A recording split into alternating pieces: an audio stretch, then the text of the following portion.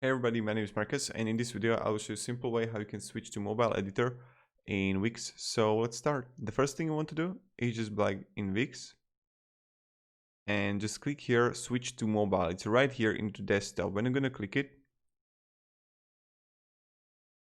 you're gonna see like all the way how you can easily edit your site. You're gonna have like options that you can like choose if you want to, like, I don't know, have to back to top, then like quick action bar of adding the Facebook email and stuff like that.